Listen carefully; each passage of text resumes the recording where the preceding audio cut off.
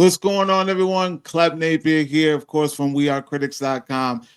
Welcome back, ladies and gentlemen. It is week 9, episode 9. I don't even know how we got here, but we are here because it's been a crazy weather. It's been a crazy weekend. Me and Al, man, we just hopped right out of a convention and made it back to the studio. But without further ado, I couldn't do this without the team. And of course, I'm here with Miggs, my man. Yeah, no, it's me. I'm hiding behind a mask, but I'm here. What's up, y'all? Another one who I'm surprised is actually here today. Right. You're on your deathbed? What's going on? It wasn't that bad. What's the quote? It was like the reports of my demise are graded and exaggerated. I mean, it looks bad from here, man. Nah, man, I'm just trying to protect my homegirl right here. You know, I'm bouncing back. Like 3 years ago. Damn, bro, I'm bringing it back to COVID times. And this is just a reminder to y'all, things can always be worse. Yeah. And of course, we got the princess in the building, baby girl herself with the baby. Jelly is in the building. What's up? We're back. Yeah, we back. And of course, in the background, we got the voice of God, Mr. Whip himself, Al Mega. He's with us here today. Let's go, man. Oh, damn, Al. That was like like the weakest whip I've ever heard you give out. That is so bad. He said, "Wepa, let's get it out the way." Wait. Remove the mic because it's just gonna be too loud. That's what we needed right there. Right. Yo, listen, we got a big show this week, ladies and gentlemen. I mean, there's a lot of things to talk about, a lot of ththings going on. Where should we even start right now? You want to just get into the box office stuff? Let's talk about the box office stuff and get it out the way. It's like I said, it's been a crazy week. Things are dropping, things are not dropping, things are coming back, things are returning to theaters. What is happening? So the box office is looking crazier than it's ever looked. Jelly, what do you got right now? Starting from start from the bottom, and then we'll work our way to the top. As far as what's going on at the box office. Okay. Got my tallies up. Yeah. Okay. So starting at number 5, we got Caught Stealing at 940K. It's struggling. It's Yeah. the little choo-choo that good. Man, you think it'll work its way up? Like, you never know. And then number 4 is Freakier Friday at 960K. Which I had to bring the Freaky Friday popcorn buckets out that I had. Making me hungry. I've had a long time. It's making you. It's not even real. Not real. She's like, that's the point. This is what I'm going It's through, so fresh. guys. I just see food and I'm hungry. Yeah, the cool thing about these is like they did a cool spin on it, like where it's reverse. So the cup, the big thing here with the fake ice is actually the popcorn bucket, and the popcorn bucket with the straw sticking out is actually the cup. That was the only reason I wanted these, because I just thought it was really cool that it's different. But you see why I was Switch confused. places. They both have straws, so I was like, "What's going on here?" And I honestly don't even think these are these aren't available. I want to say maybe they got them from the Midwest, or I got it from out of overseas. So Clip, like, I imported these. I don't think they're from here. I honestly don't remember what because I saw them and they weren't at any of our theaters. I know AMC didn't have them. I know Showcase didn't have it. Where'd you see them? It was on some cinema's website, just popped up randomly in my algorithm, and I looked for it, and I couldn't buy them until they were actually on release. So I was kind of mad about that because I wanted to bring them to the screening that I went to. So I just went on eBay and I just paid a little bit more, and I got them. But I don't even think these are in the States. Oh wow! I could be wrong. I just know they weren't in any of our major theaters. Yeah. But I had to have them. So yeah. So back to the tally. My bad. Back to the tally. All right. Number 3 is Weapons at 1.5 million. Doing its thing. It was at 2 last week, right? No, it was 1. It was 1. It was Jaws. That was 2. Yeah. And then number 2 is Hamilton at 10 million. What? Which, Miggs was like, wait, why is Hamilton even on the list? Isn't that like a Broadway show? So what is it doing in theaters? I was like, people got time, all right? People do got time. I was more shocked at the fact that like this is like a 3-hour thing. Like it's a play. Yeah. And it's legit like 2 hours and 59 minutes. And people are actually going to, like, they complain about superhero movies. They complain about other things. But they're going to see Hamilton. But they're going to see Hamilton in the theaters. And the thing is, Hamilton's like, it's been on digital forever now. Yeah. Like years, I want to say. It's been on Disney Plus. And Yeah, and it's obviously did great. 10 million is not in the like scoff at, you know what I mean? Like for something that's been out for years and it already had a decent run at theaters, and now it's back out of nowhere with a taking number 2. Shout out to Lin-Manuel, man. Yeah, man. he's Shout doing out, his shout thing. out. I'm very shocked, but yeah, continue. And then at number 1, The Conjuring Last Rites, 55 million. Let's talk about this. Yeah, let's man. break it down. The Conjuring has been like a shock to me because although it's very popular, it's got it's Warner Brothers, of course. Yeah. They've been killing it anyways, especially with the horror. Mm-hmm. It's been a franchise that's just keep coming back over and over and over. And me personally, I'm not that interested like I was when it first was a thing. Mm-hmm. And I was first a fan because it was like true stories, like true crime, but like horror, haunting stuff. How are you guys feeling about the like? Are you still interested in the Conjuring franchise? Yes. You Jelly is. I know she's been. Oh, me? me? See this one. This guy? Yeah. All day, bro. I love this stuff. Really? Yes, heavy. So do you think they've had a weak one? Oh yeah, for sure. But okay. So this is how I break them down though.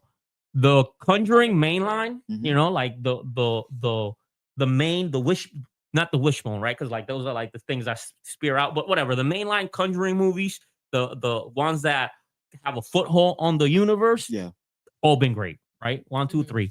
Devil Made Me Do It, all of those, right? The Conjuring first one, now this one. Now, when they do like the spin-offs, right? We got the Nun 2, Annabelle 2, Annabelle 3.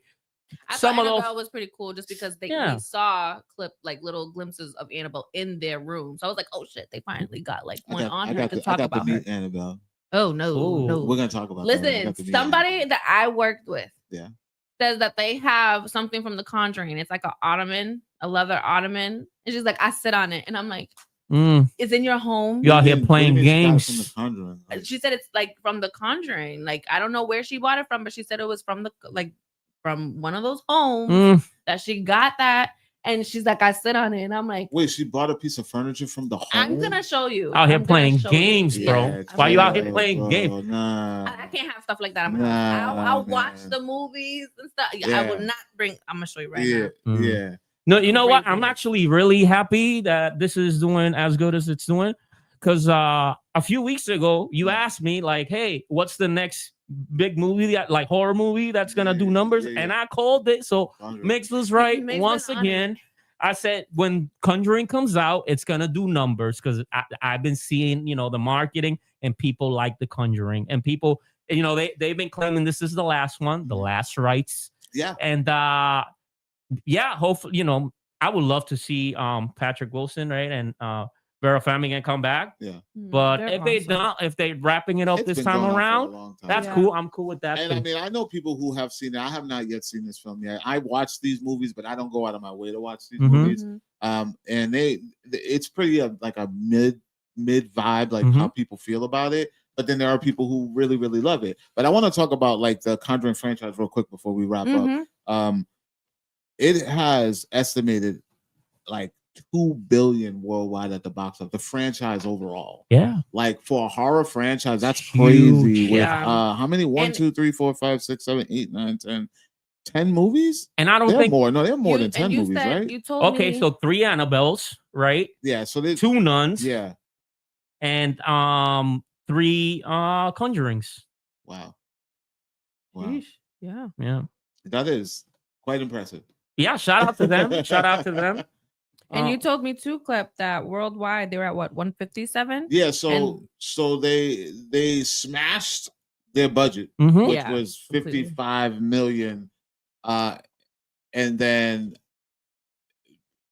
it was like 48 hours. It was like the budget was 55 million, and then they landed like 157 total. So everything is just cash in the pocket right now. Right. Yeah, good. Like, and it just went up 30 mil because it's at 187 now. Yeah. And we're not even in spooky season yet. Wow. Not at all. I mean, we getting there because I see we said it last week, like pumpkins are out there. Early pumpkin spice season, yo. Al and I just came back from a horror convention over the weekend. So it's like, spooky season is upon us. It's upon us. Oh, look, this is the picture I was talking about. She said she got it from the actual Oh my God. That looks like a marketplace, Otterman. I hope this lady did not get I played. know, true, but at the end of the day, people, why would you want things from like haunted houses in your home? Yeah, I'm straight. Yeah, that's I crazy. get scared with little noises. Like, what's that? I mean, but Yeah, then again, like people who shop, like I shop on Facebook Market. I Mhm. go to antique spots, so you don't really know what you're buying. Mm. Yeah. So I mean, I could probably have some crazy shit at the crib. Okay, right now. you said you dealt with Annabelle, like the Raggedy Ann. Yeah. So that's the thing. Like somebody not bought the a Raggedy original, Ann. not the The one for original, the the- one in the film. Oh, So, okay. and we'll get okay, to that. okay, all right, That's when me and Alec we're gonna go back and forth and talk about Terracon this Mm. weekend, which is still happening. Well, no, it probably just came to an end. Shout out to Alter Reality. Their horror convention Terracon was this weekend, the 6th and the 7th. Today being the last day. They might be on their last panel right now. I'm not sure. I don't know the schedule, but I know today was the official last day, and there were some panels going on. So, yeah. But let's get on some off the topic stuff before we get into our main topics. There's some things that came out in the news that I just kind of wanted to just talk about. We saw the Marvel zombie trailer that dropped. Yes, we did. Are we excited for this? Are we? I am, yeah. Yeah. Spooky season, Marvel animation, and the style of What If. I enjoy that. Yeah. I'm down for more of Are this. you excited for Marvel Zombies? At all? I think that it had a time where it probably would have created more excitement when it first came out. Yeah. But at this point in the game, I don't think that the excitement is there. It's not an IP that they use frequently in even the comic books like they used to. Yeah. So this is a new generation finding out about it. Miguel may be right. It is spooky season. This is your favorite Marvel characters in horror. So let's see. But my personal excitement, I'm in a meh stage. So let's see. Can't blame you. I understand. Yeah. I'm looking forward to it. At first, I was like, "Oh, it's all zombies." I'm like, "Where are like the actual people?" Then I because that you hear what's her name's voice, and she's like, "The Avengers are dead." Then you see all the new characters from the other phases come in, and I was like, "Okay." My favorite part of the trailer is Blade, though. Of course, it was him and Ghost, right? Yeah. They go back and forth. I was like, So I'm like on the fence about this trailer because like I'm a fan of the comic series. I think it was a good idea that they threw it in the What If. That was really cool. Yeah. So when they announced, it was all fan service. I like, we're gonna do a series. We'll do this fan service. So yeah, I thought that was cool. But the trailer and it being so long before, like before we got the trailer, like the series premieres in like 2 weeks. Yeah. The 24th is when the series comes out. Doesn't inspire confidence. That and the fact that the trailer is just all action. There's like no storyline, and it's like they're just whip, and then it's like, oh, Blade, like and they also they let you know from the get this is the first MA rated animated Marvel project. Yeah, so I'm excited just for that. And then they put the Thunderbolts in this thing, because they know that's like. But I'm not gonna say that they just did that last minute because the Thunderbolts they've been trying to push. Animation takes a long time. And don't you mean the new Avengers? yeah, the new Avengers. So what is the? Yeah, I'm optimistic, but I'm not gonna I'm not gonna be hype yet until I'll watch it. I'm not really a big animation guy, anyways. But I'm interested. The cast is solid. We got a lot of people come back. Although this Blade is not Mahershala. Yeah, I know. That was weird. For me, I was just it said it's not. It's not. They didn't announce his name in the credits, so that's what I was looking for too. I'm pretty sure if they were, they would have been. Did it not sound like? I think the actor is doing the impression of Mahershala, and they have like his look. Yeah, you know what I mean, like his Because I was going to say that's what I was excited about. But it's not him voicing it. Damn. And then, so Marvel Zombie, we'll see. Yeah. September 12th. They're probably going to drop 04, Marvel, right? I need to get on it, Blade. Like, this is crazy. So, another thing off the topic that came out, superhero stuff is still in the air, even though a lot of people aren't really checking for it. But James Gunn announced Superman 2 and gave it a name. We would I need to talk to you about this because you're calling it Superman 2 and the man himself said it's not Superman 2.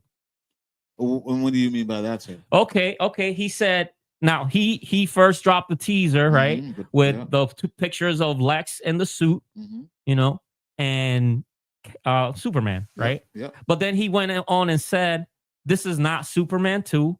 This is not a traditional sequel."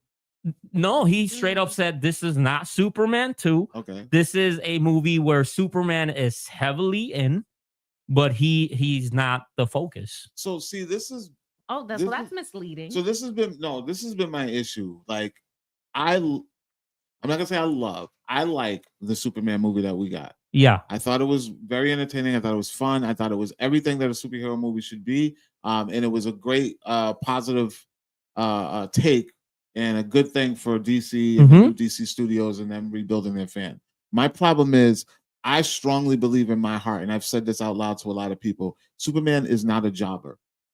Like, I don't understand why we're using Superman to build up other things. Like, I don't really like that. Like, he should be a staple. He should have his own movie. He's never had his own movie since Christopher Reeves. Like, every time he comes out and does, well, yeah, Man of Steel. But like, I feel like they keep surrounding everyone around him, and it's kind of taken away from Superman thing that people really, really want. So I don't know, Clef. I don't know. In the theater, I'll show up, but I mean, I'm really like, I want to see a real Superman thing by himself. After I watched the Superman movie that we got, I was entertained. I walked out. I was happy. I liked it, but then I kept thinking on it. I was like, damn, Justice Gang, all this other stuff. It was a lot going on. There was a lot going on around this main character that I really care about, which made me care less about Superman and more about what's going on with the DC universe. So now it's like, I feel like this thing is like an ensemble. This whole universe is an ensemble piece. Yeah. There's not going to be any really solo. And it makes me worry for Batman. I'm like, are we going to get a real Batman movie? Or because we already got one with Matt Reeves. Yeah. So is James Gunn going to go in a different route? And Absolutely. a more ensemble. Like, I feel like Justice League or is Justice Gang. Hopefully Justice League. No, I think he's doing some really interesting things with the DCU now, as it is. Because like even this latest episode of Peacemaker just recontextualized so much that happened in the first. I gotta catch up on it, so please don't. Oh, okay. It's okay. Talk. So it contextualizes a lot of what happens in the first Suicide Squad movie. Okay. And then on the second Suicide Squad movie, which is like so smart. Okay. Cool. It's really, really smart. And so the whole incorporating things to boost up, like I don't think it's fair to call Superman a jobber, Clef. That's what it feels like right now. Nah, because he never jobbed out, son. But besides the point, he's one of these characters that like Steve Rogers, Captain America. He's very bland, somewhat boring, but when you put him in interesting situations, that's when like he gets to shine. Okay. So that's what my man's doing. And rumor is that this Man of Tomorrow film is actually Lex. It's focused on Lex. That's why I say it's misleading. Because why call it Superman Man of Tomorrow? It's not called Superman Mono. It's just called Man of Tomorrow. Man of Tomorrow. Okay, okay. So it could be any Man of Tomorrow. No, I believe Lex is the Man of Tomorrow. And basically the photo that they gave us, where he's wearing the suit. Yeah. Let's get to that. It's Iron Man. Also alludes to the project, the Man of Tomorrow project in the comics. Yeah. Where he would give Which I people have powers that and whatnot. So yeah, it could be very, the villain movie. I'm down for that. And like, remember, like the slate that DC's got right now going on is all over the place, the place. Like we're getting a Clayface movie. You know what I'm saying? Yeah, but is that going to be Reeves Universe? No, that's us. Okay. Yeah, that's us. That's us. Well, I mean, like that's the main. You know what I mean? Because Reeves is like us. No, bro. No, because like it's so funny because I seen a meme the other day who's like, James Gunn out here putting Creature Commando, season 2 of Peacemaker, Man of Steel, Woman of Tomorrow, Clayface, all within like 2 years, and Matt Reeves doesn't even have a script yet. Dude, the Superman, whatever that's supposed to be, is slated before Batman 2. Yo, my fear which not, I don't really care. So fear is not the right word. Yeah. But what I feel it's gonna happen is this man's gonna get lapped, Matt Reeves. You know what I'm saying? Like they're gonna drop another Batman before he even drops part 2, and you and us, we're gonna be cool with it. But most people are gonna be like, "Yo, why is there 2 different Batmans looking completely crazy?" You know what I mean? Like, who am I watching right now? What am I supposed? Like, what is this mess? Yeah. You know, Al, what do you? Al, I would love to hear what you think, bro, because you love your comic book stuff. Like, what's up, bro? You want to see multiple Batmans? Again, they're leading into multiverse, right? So why not? It's feasible now. Which is Earth Prime though? Where is Earth Prime? Does it even exist? Have we seen Earth Prime? Has it been mentioned that we've seen Earth Prime yet?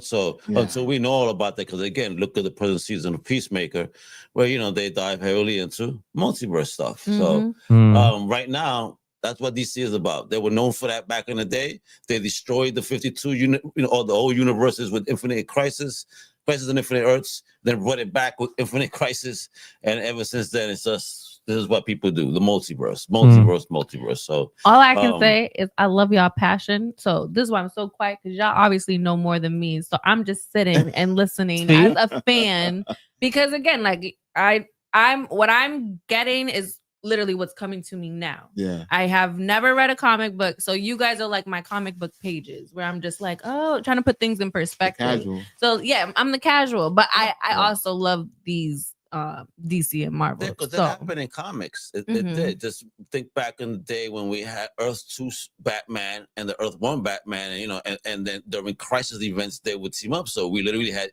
2 Batmen. One with just a lot more experience, a little bit older. They eventually died. Yeah. So they had a whole story there. So that, what if one of them die? Which one? Interesting. Interesting. Will you be confused if there's multiple Batman? We already have multiple Batman. I know, right? There's already multiple Batman.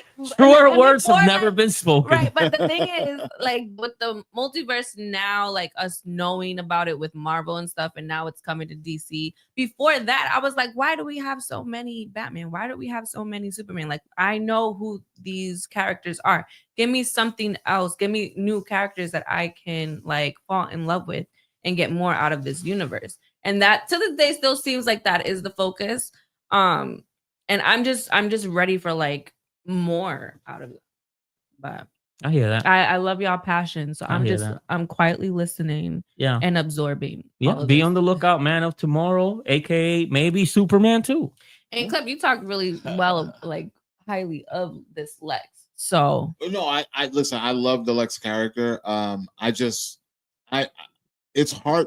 I'm so spoiled, man. And what I mean by the storytelling, I'm spoiled by the storytelling that we're so used to, where you get to latch onto a character, you get to follow the journey, even in other movies. I feel like now it's like too much too fast. Like I'm not falling in love with these characters immediately, and that's where I fall off. And I'm like, I hope it's good, but like, I want to watch a movie and get that emotional connection. Yeah. I want to walk out of it with an experience. You can't give me bang, bang, flash, flash, flash, and be like, okay, cool. Now let's get the next thing. I gotta get feel that like build up. Yeah, I gotta feel like I'm on this ride with them. Continuity junkie. That's just the way I am. But other people are different. But let's get into this next off topic. Another trailer had came out. 28 years later, the Bone Temple dropped. Yes. It's right around the corner. I mean, yes. I know you're excited about this. So, okay, have you seen 28 Years Later? I have. Not 28 years. Yeah. I haven't started this new trilogy yet. Yeah. I will, but I've never really been a fan of it. Yeah. Since the first one. Has anyone in this room seen 28 Years Later? Al. No, without spoiling. What's your take on the ending? Without spoiling. I don't care. 28 years later. It threw me off a bit. I didn't understand. I thought I was watching one thing, and then same brother. Okay. Same brother. Okay. Same. Like I was like, when that movie ended, I was like, what the fuck did I just watch? Yeah. Because like I love 28 Days. I love 28 weeks. And so I was expecting like a completely different movie. And it's not like this is bad. Like 28 years later was good. You know, like there's some things that like really touched me and put me like in a somewhat emotional state. Oh, you know that scene where they read that poem, Boots on the Ground? Oh yeah. Bro, that I was shook. I was shook just because like it's like it's just like a very real horror thing, you know. So yeah, no. Anyways, I went to watch this movie 28 years later. Got to the end, it got weird, and this is the continuation of that. You know, which is somewhat now. I'm more interested just seeing this trailer, and you know, I've seen like some of the theories online, so I was like, okay, I'll rock with this. It's a strange flick, though. It really is. This one excites me more though than the initial one, to be honest, because of those teasers, those things. That this trailer, or what do you mean? With the trailer, okay, it alludes to a lot of things that were in the first part. So, in seeing the first part now and seeing the trailer, it does bring me interest now to want to watch this because it gives me extra. Like, okay, wait a minute, I want to know more about this. Oh, okay. Even right now, we're seeing things in this trailer that weren't fully explained in that last one. And I mean, the acting, the action sequences, the visuals of this movie, 28 years, which look like a continuation of this to this, they're great. So like, no complaints there. The movie, it ends weird though, and like just to see this coming so quickly, it does excite me. Okay, just because like I don't have to wait 2.5 years and forget why I dislike the ending to, you know, recontextualize 28 years. You know, now Bone Temple, we seen the Bone Temple in 28 years, so like we know. Oh, okay. Yeah, we know. That's why I was like, wait, hold on. Yeah, you will know. You will know. And these characters, these new characters you see, like you meet them, but they just come out of nowhere, and it's just like, what the fuck? Well, I mean, it is right around the corner. It drops January 16th, and then the third one is supposed to be like June, I think it is. Or something wow. Like that. Yeah, so this is not going to be the last that we see the 28 years saga. So they're going to be wrapping it up pretty quickly because I think because Nia DaCosta filmed both back to back. Yeah, she said this at CinemaCon when we were there, and they actually showed us all three. She did the first one. Okay. She did the second one and the third one back to back. Danny Boyle did the first. Danny Boyle did the first one. Okay, so Nia's doing the second and the third one and the third. Yeah, I believe. I'm pretty sure. Yeah, and I think Alex Garland wrote all three. Yep. Yeah. So, interesting, bro. Like interesting. I mean, I love the collaboration. I'm gonna eventually dive in. Jelly, you interested in this at all? I mean, I'm not really a zombie guy. I don't know if I'll go to thing. theater. I don't know. Maybe that's why I don't care about Marvel zombies. Very different zombies. Very different. People always say that they argue that they're not zombies. They're not zombies. Yeah. What are they? Yeah, like rage humans. I don't know. Yeah. New virus. And honestly, this movie, they're like it's a whole new species, basically. Kinda. I don't know. I don't know. Watch it. Watch it. You just gotta watch it. Yeah. Wait. So what is the first one streaming on? I mean, you can find. Yeah, you can find this anywhere. You could probably find it at Blockbuster, your local Blockbuster or something. Get your VIP card ready. You know, like exclusives. Oh, Blockbuster. Let's get into one more off the topic. Actually, you know what? Let's jump right into the topics. And before we do that, I want to talk about where you guys can find us because we haven't really done that. Nah. Down below, give us a wide angle there, Al. Make sure you guys are following us on wearecritics.com. That's where you can get all your movie news, television news, new trailers. You can also watch old episodes or listen to old episodes of our podcast here on Spotify and iTunes. You can also find us on YouTube, CritiXtv, or you can follow us on Instagram at We Are Critics or on CritiX on Facebook. We are there. And we are Critics on Twitter as well. But yeah, let's get into these topics real quick, ladies and gentlemen. So I was, we were talking about Mortal Kombat and a lot of people are happy about it. A lot of people disappointed that they moved the date for that. But that's not the only beat 'em up game movie that we got coming up. We've been talking a lot about Street Fighter. We've been talking about the cast that's been announced. I didn't know this until recently, but did you know that they didn't have distribution for this film? No. What do you mean? So they just like, let's film it. Well, and then we'll sell it. Well, they were being produced by Legendary, and then I guess Legendary had a deal with someone else that I think it was Sony, I believe, that expired. Oh, or something like that. So they were looking for a home for this thing to get distributed, and they found one. So now Legendary is partnered with Paramount. So this film, Street Fighter, is going to come out on Paramount, and they got a release date.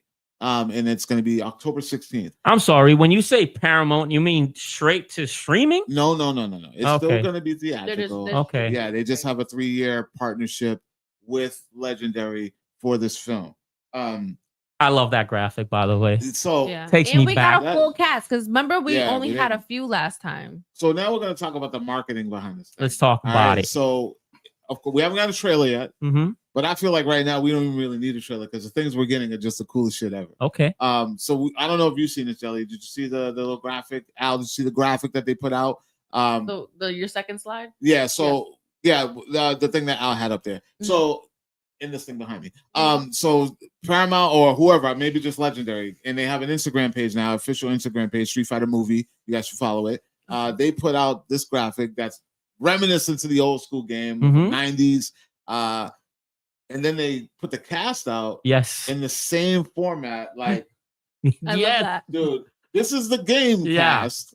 And then they added the faces that match them. So gotta love it. Gotta love it. Back and forth to it, and it's like, like the video arcade game. Who's who? Yeah. Yeah. I didn't put the individual. It was just way too much graphic. But wait, flip it back one more time. He's playing Dan. That makes sense. Yeah, that makes total sense. What? Andrew Schultz is playing Dan, bro. Yeah. Oh, Dan is. Remember, it was a question mark next to him. Yeah. That makes total sense. If you guys know Dan, Dan's like a joke character. He's not like he's like Ryu, Ken, Akuma, but weak as F. Did you see the Eric Andre one? Who's that? Who's that? Hold on. Who's that supposed to be, bro? I don't know. I forget the name of the character. I can't remember the name of the character, but yeah. You know what? The one that kills me is Zangief. I think they picked. Oh, he's perfect, oh, dude. My neck. Perfect, dude. I can't do that. Yeah, I can't keep looking. I can't look. He's getting stiff. Yeah. No. The corner from Reacher, the big dude from Reacher. Yeah. Oh, yes. Perfect. Yo, that dude's scary, bro. That dude's scary, bro. In real life. He's the one I think gave me the black eye last time, huh? Yo, bro. If that dude hits me, bro, head cave in, bro. That dude fist is probably bigger than. Bro, get out of here. I don't remember his name, but I think that's the main character in the show Warriors. Yeah, it is. It's him.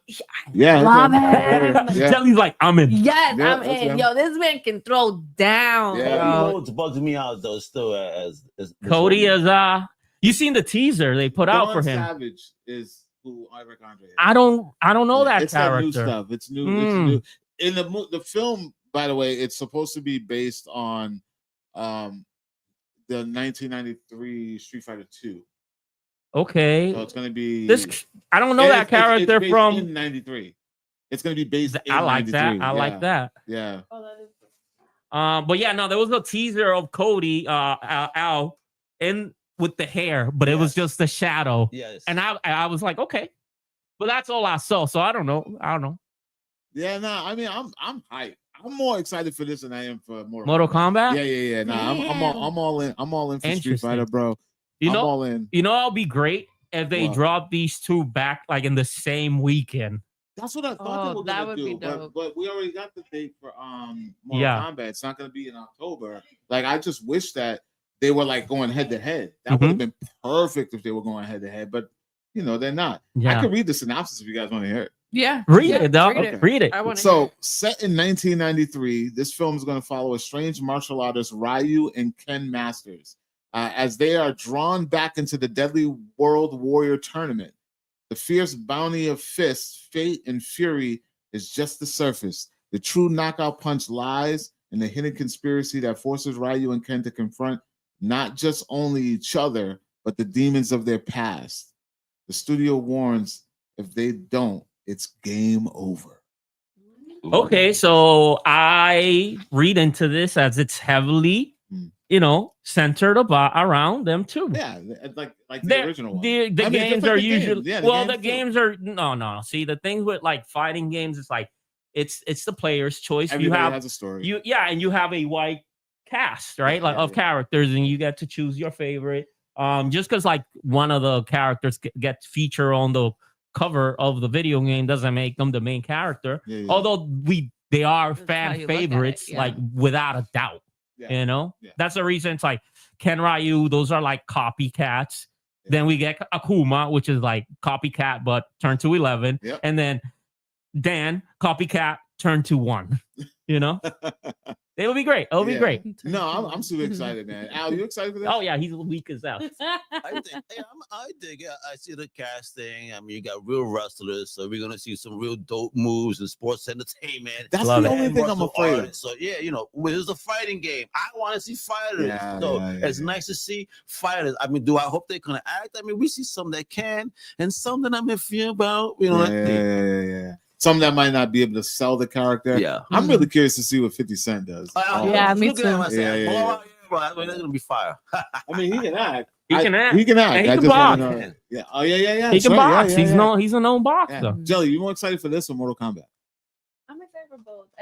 I don't know. Right choice. I'm excited for this too, but I'm excited for both. I'm way more just because this is our first one. I want to see like how it's gonna produce it and stuff. And I think I mean, it's not our first one. The first one, for me, because I didn't see the old one. I saw clips just to get an understanding, like who is who. I know what you're saying though, because Mortal Kombat, it's Mortal Kombat 2. This is Street Fighter. And I grew up of the new reboot, I grew right? Up watching the old Mortal Kombat. As bad as the graphics and all that was, it was like I was in love with all the characters and everything. So I never got to see Street Fighter. Okay. Yeah, stay away from that. Yeah. Stay I mean, the clip that I saw, I was like, yeah. No, I'm super excited for this one, mainly because of the star power that's in it. Yeah. There's just way more star power than Mortal Kombat literally is on the back of Johnny Cage. Yeah. And I don't really like that. And also, this one just looks like it's going to be colorful. It looks like it's going to be fun. It's like, this is... Yeah, I'm all in on this one, guys. You guys, let us know what you guys think about the Street Fighter marketing that they've been doing with the game. It looks like the arcade. You get to see the characters, you get to choose your characters and that kind of thing. Put a comment down below and let us know what you think. Clep, what do you want to see out of the popcorn bucket for this movie? Oh my God. It's probably going to be an arcade. Sorry to put you on the spot. It's probably going to be an arcade machine. That would be I love that. The only reason I say that, you nailed it. I only reason I say this because I just saw one that is one. Oh, someone did it? You haven't seen the Tron? Nah. So they got Tron as they got the bike and the wheels of the popcorn holders. Okay. And then they have an arcade machine, a little arcade machine. So okay. They'll probably do the same thing for Street Fighter. That's interesting. I don't think there's nothing else they could do. What if they do, unless they do Blanca head. What if they do the 93 Lex? The 93 Lexus you get to mess up in Street Fighter, bro, in that one level. You open the trunk, that's the popcorn. Or you can break it apart. Yeah. Let's get on to the next thing. Al and I just came back from a pretty cool event. Shout out to Alter Reality. You guys always doing cool stuff. Right. You guys always invited. We got to figure out when we can attend. We went to this year's Terracon, but it's got a new name this year. It's got a new name. Okay, let's hear it. They're gonna call this one Terranado, and we survived it. Yes. I mean, I get it. I get it. For those of you who don't know what we're talking about, Al and I was at this horror convention, and in the middle, smack middle of my man Ben's panel with the Monster Squad, the entire room, our phones started going off. Everyone. Yes. Emergency, state of emergency type stuff. Yeah. Because there was a tornado warning in the area here in Massachusetts, for those of you who don't know. So badly that during the panel, poor Ben, poor Monster Squad cast, phones just kept going off. Like it would be quiet for a second and then a phone would go off. Quiet for a second, and another phone over in the other room would go off. Like it wasn't even like everybody at the same time. It was like one time everybody, then like it was like musical phone chairs going off.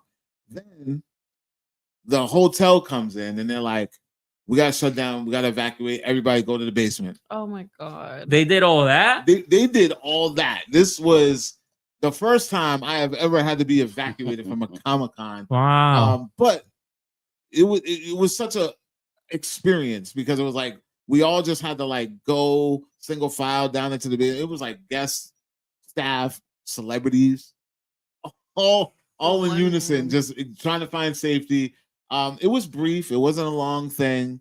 And it was just a really very real memorable moment of this convention. Shout out to Alter Reality because they handled it like pros. It was like such a safe thing. Yeah. Honestly, don't even think anybody was really worried.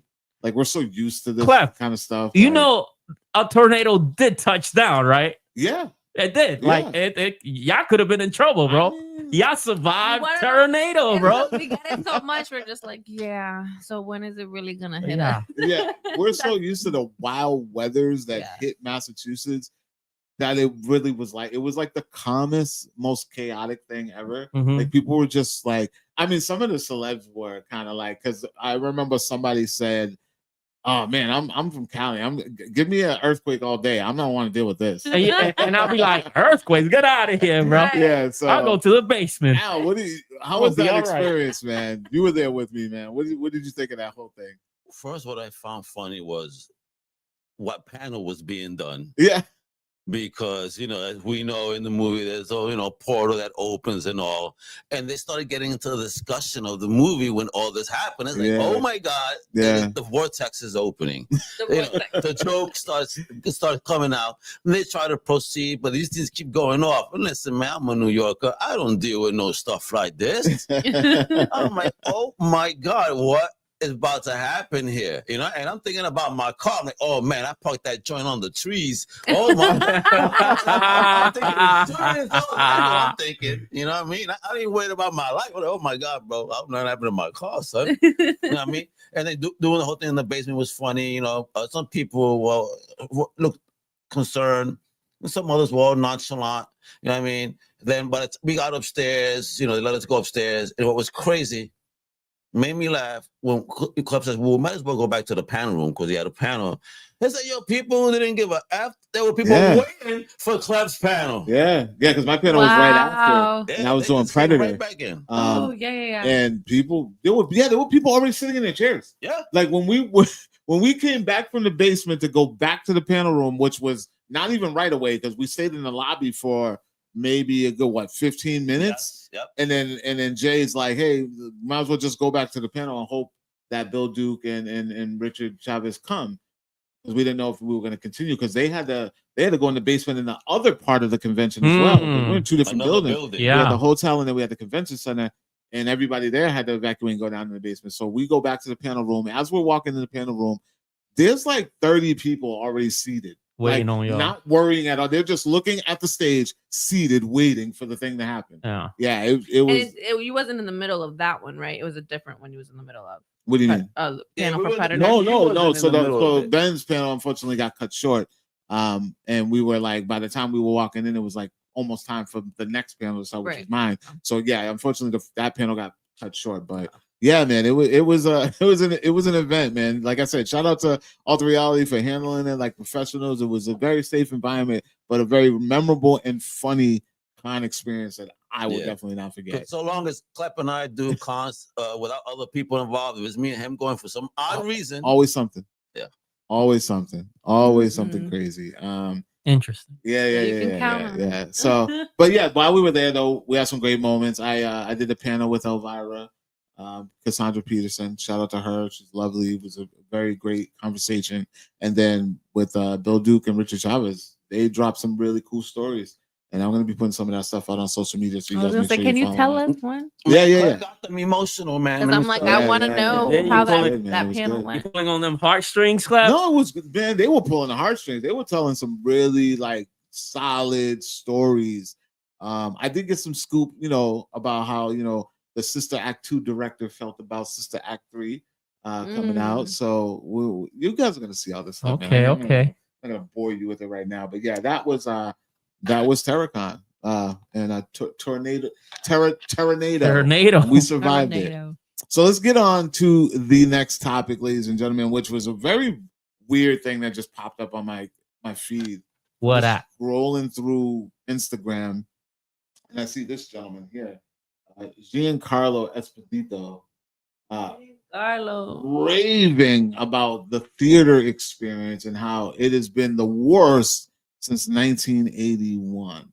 Now, this isn't going to be much of a a debate or much of a. I just want to know the temperature in the room and if what he's saying holds some weight with us in our experiences, because everybody's experience is different. Every demographic is different. Every area is different, geographically. But as a whole, he's saying that the theater experience is at its worst since 1981. And I want to hear what you think, Mix. Do you agree with that? I mean, I need more context, right? Because it's like, what does he mean exactly? Because the sound, the images has never been better. Financially, is it harder than ever to go to the theaters? Absolutely. Absolutely. But that's not stopping movies from making money. But it's stopping. No, it is. It is stopping movies from making money. Explain. Like, okay, look at today's tallies, right? Jelly, you were nice enough to put those together for us. And like, what was number 2? A musical from like 3 years ago. 3 hours. You know what I'm saying? And like, what was number 1? Conjuring with what, 10 million? No, it was 50, 55. I'm sorry. I'm sorry. Yeah, but I'm saying like, you're right. Yeah. But the drop off between like 1 and 3, it's crazy. Like it's under $1 million. Like, but bro, you got a movie that made its budget in 2 days. I mean, those are the big budget movies, No, Conjuring. No, I'm talking about big budget behind the marketing with like big stars attached to them. When you have like smaller projects, like no, bro. If you have a smaller project, I'm not arguing, and Jaws comes out and just shits on your own 3-4 years of your work, bro, that's gotta be horrible for creative team. Okay, you don't think that's more? All right, here's my argument. Mix got some good points. No, he does have great points, and like I said, I'm not here to debate it. I'm here to play devil's advocate and give a different perspective. Where I think that now we're in a time where people just want to see what they want to see. There was a time where media and marketing and advertisement could tell you what you need to go see. But now we have a little bit more control over that. Whereas where I say the movies that are making money are the movies that are supposed to make the money because those are the movies that people want to see. That's my argument. Like you got a Moana making $1 billion at the box office. You got other movies that did very well. I can't think off the top of the head about movies that are making the money. Like, are people rushing to go see everything? No, but there are movies making the bulk of that cash because those are the movies people want to see. So, I mean, that's just my argument. I'm not saying that, I don't think that we're any worse than what we were before because remakes and reboots have been around since the beginning of time.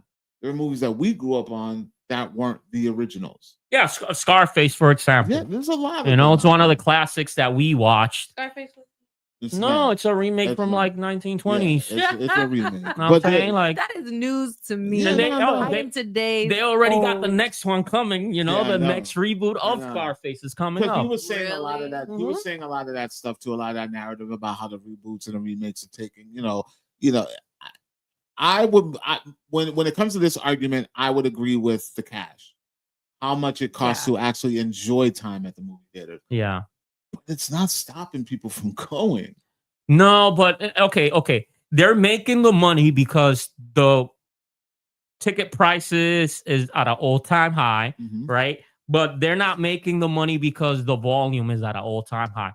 In fact, volume is at an all-time low. If you go to any theater Friday night, you know what I'm saying? Like I know, Klep, you don't really go with the regular schmegulars often. You go to some VIP situations. I've been with you, bro. I know how you get down. But if I enjoy the film, you will do that. Buy a ticket and go. But like, are the theaters sold out? Are the theaters sold out? Like I don't, bro. Like I remember 2012 Dark Knight midnight show. Bro, people couldn't get there fast enough. You know what I'm saying? Those tickets will get sold out for forever.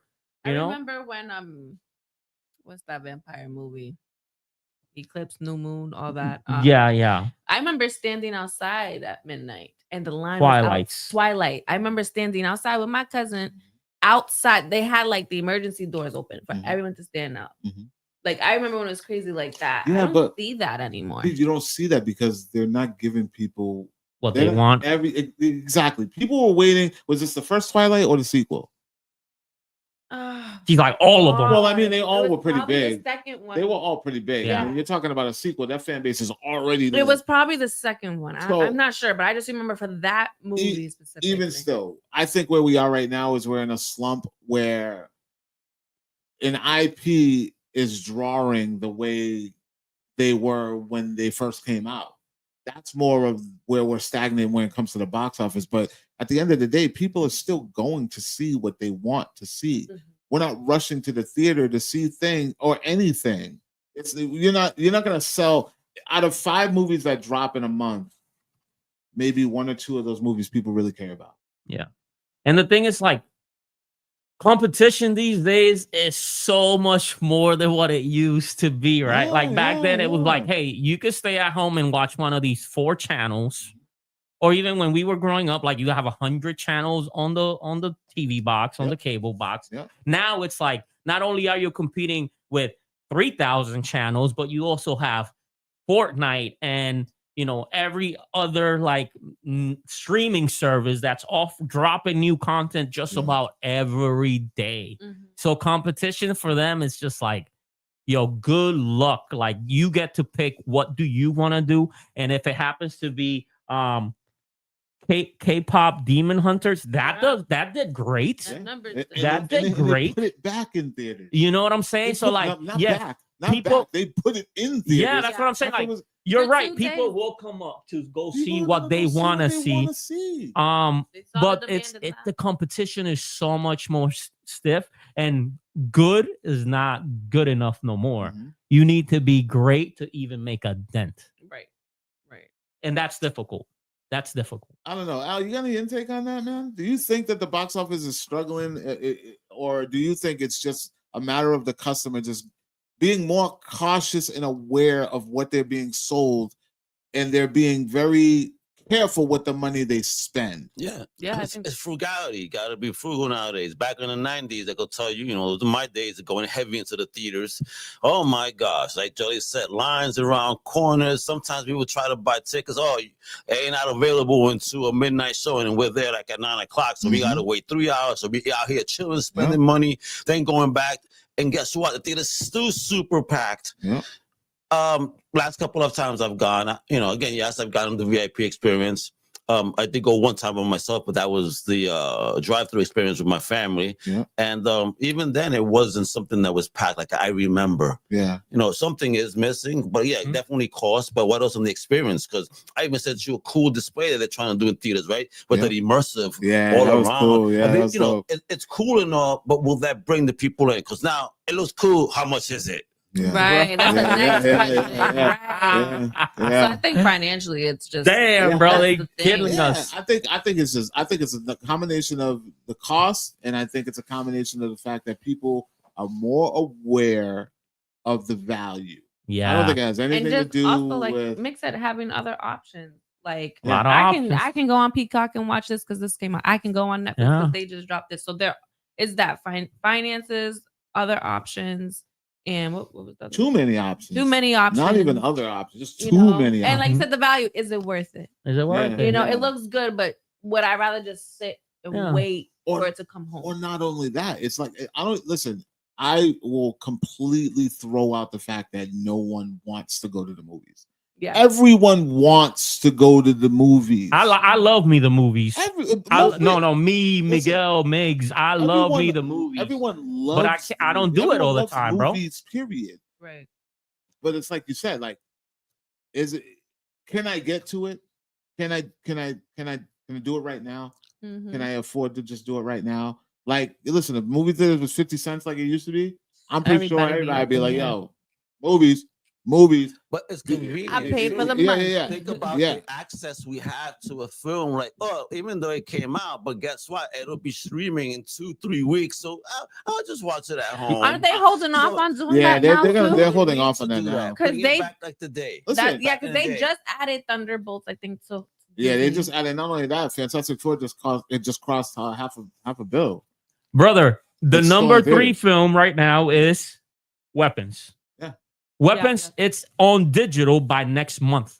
Yeah. Sheesh. Holla at me. Yeah. Like, are you gonna go spend 60 with your with I don't know, you and your girl, or are you gonna just Pay 20 for that maybe digital. make dinner and watch another horror movie tonight, and then And- hold on Weapons to, I feel like horror does better at home anyway.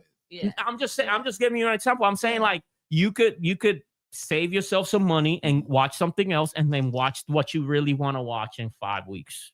Yeah. I don't know. Like, listen, personally, I just told you I love the movies, but I also, I'm an adult. I got a job. Yeah. I love got doing this bills. with y'all. This is like 50, 60 hours out of my week, Clep, on the real. So it's just like, am I really gonna, my convenience, right? Like, go out to the theater, maybe, it might take me 3 hours out of my weekend, which is like, bro, I need them 3 hours. Right. You I go need them sleep, 3 hours running errands. for anything. Like, I need them, bro. There's not enough hours in the day. Like, swear to God. So I guess the question is, like, listen, we've heard this argument 1,000 times over. I don't think that the theaters are not making the money they're supposed to be making. Mhm. I think people go to the movies to see what they want to see. There's no way to pull people out of that except change the experience a little bit. Like Al said, the midnight screenings, they stopped doing that. Now you can go see a movie on a Thursday on a regular time. It used to be exclusive. There used to be a reason to go to the theater. Yeah, for sure. Now, like you said, the small window. Now I can wait. It's going to be on streaming in a way. Like, you're taking away the reasons that used to bring us out. Right. So now it's like, I have way too many options to want to go to the theater. But people go when it's something they really care about. Clip, I want to say, when we was, coming up, Yeah. movie left the theaters 6-8 months till they got to DVD. Yeah. Now it it's took way longer. yeah. It's Now like a it's year. like, bro, 3 weeks, bro. Yeah, sometimes it'd be a year before a movie got on VHS. Yeah, or on something like that. DVD. You forget all about that. You movie. forget all about it and be like, oh, the Siege is on DVD. Yeah, like, man, yeah. Die Hard 2 is finally out on DVD.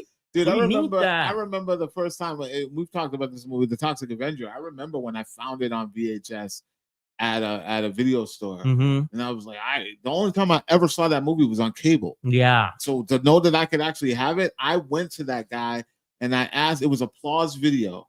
I said, "Will you sell it to me?" He charged me $30 for it. A VHS. Shout out to him. VHS, Al. It was the He got only way I you, could Clip. get, because you couldn't buy it at the store. No, I know. You couldn't, like, It was like- yeah. I just dated myself, man.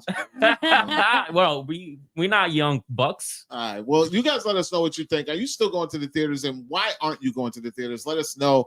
I honestly think that the movie theaters are doing just fine. People are just going to see what they want to see. This whole scare tactic is beyond me. I don't get it, but yeah, drop your comments below and let us know.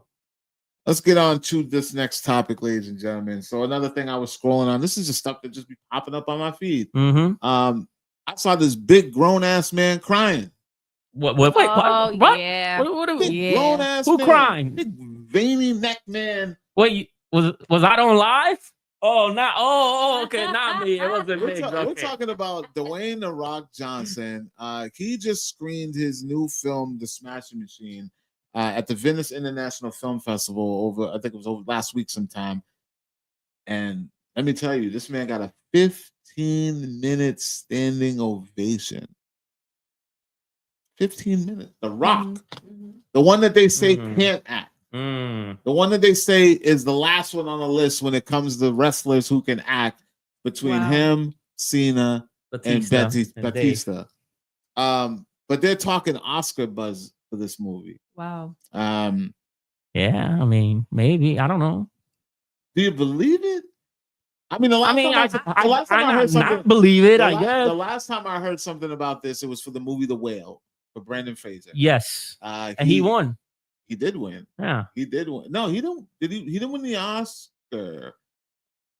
Did he win the Oscar? No, he didn't win the Oscar. He didn't win. He won the Juan won the Oscar. Okay. He won the Golden Globe, I think it was. Maybe, yeah. I don't know. I can't remember. But yeah, this is supposed to be a real emotional breakout role for The Rock.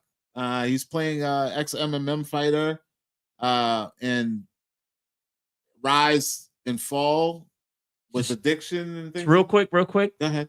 Brendan did win the Academy Award in 2023. I'm so wrong. I apologize. Brendan Fraser did win the award. So what was it, the year before that Ke Huy Quan won? Must have been. Yeah, it must have been. Okay. Oh, 23 maybe. Yeah. Well, 24. Okay. Yeah, I got my years mixed up. Apologies. But still, it's like this is a good sign for him. This is extremely good for him. Listen, 15 minutes standing ovation. The trailer seemed wholesome. Wholesome. Like, in the sense of stop it. In the sense of like, I don't know, tell us, Jelly. Like obviously I'm like, okay, it still seems like it's in his lane, right? Okay. With fighting and stuff. You don't see him doing anything out of The Rock's.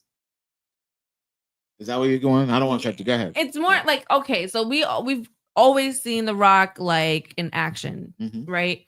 So this one, it does show like more vulnerable. That's what I mean when I say wholesome. Because like you just said, it's the rise and fall, drug addiction. So obviously they're gonna like touch some points where it's just the man he's playing, like it's Mark Kerr. Yeah. What am I trying to say right now? Sorry. It just seems like he's more vulnerable, and we don't get that from The Rock. We really don't. I think the last time we saw The Rock get really emotional was maybe Walking Tall. Oh no, I was gonna say even before that. Snitch. No. Southland Tales. What is that? I don't even know that one. Ooh, yeah, it's like him, Sarah Michelle Gellar. Bro, it's an interesting film. Really? Very strange. But yeah, he's like playing into his, into his drama. His drama. Yeah. I don't know if I recommend it. I'm just saying he did that. This is back in 06. Are you interested in the Smashing Machine? No, this is damn near 20 years ago. Generation. So anything has to do with fighting and good story. Yeah. And when it comes to acting, Batista's the best one, followed by The Rock, and then Cena. Yeah. I mean, when you tell me that, when you say that he's at the bottom, I'm like, he don't agree. Hogan's a better actor than him. I mean, back in the day, it's because everyone associates The Rock with big blockbuster family movies. Yeah. It's like easy stuff for him to do. He's not really giving us any depth. Anything. Cena, they give him credit for being able to lean into making fun of himself a lot. It's a vulnerable trait in the sense where he doesn't have any fear being the butt of the joke to sell the film. And The Rock also had. I wouldn't put him last either. I'm with you. I would put Cena last because I don't think right now we're ready to take Cena seriously. No, there will be a time where we're like, okay, I can see this guy. Maybe when he's a little more brittle, maybe when he's not so. I feel like he's still when he loses the weight. Yeah, well, he lost the weight for the role though. For the role? Yeah, because he's huge in the movie. Oh, the weight. Yeah, but the story followed. And then later on, he loses it. Okay, yeah. I think we're gonna see him like that in the film. Okay. Yeah. Well, The Rock said on the bro, it's still The Rock. Let's keep it real. He said on a panel. He was on a panel and they were talking about this, and he said he was like constantly taking on those same roles of action, fighting, all this. He got emotional. Yeah, and he's like, I have this feeling, this itch, this voice of like, I know I can tap into this, and I want the opportunity to be given so I can tap into it. So that's what I saw with the trailer. Like, there's more depth, I guess. Hopefully that's what we can see when we watch the movie. But that's what it sounds like. That's what I got out of the trailer. Because I was still like, oh, it's still kind of in his lane, but I'm like, it's just, for me, it just seemed a little more heartfelt. And this is a Safdie film. Benny Safdie director. So listen, those guys, they know how to elevate someone's talents. I'm super excited to see this movie. I want to see what The Rock can bring in this. I'm enjoying the buzz and the hype. He's not the only one. Even Sydney Sweeney's getting one for the boxing movie that she did. She's playing someone. Yeah. Wait, can I also say the makeup they did on him and her is crazy because I didn't even recognize. I was like, that's The Rock. Like it did not look like him. It did, like even looking at her, it did not look like her either. Oh, Emily? Yes. Yeah.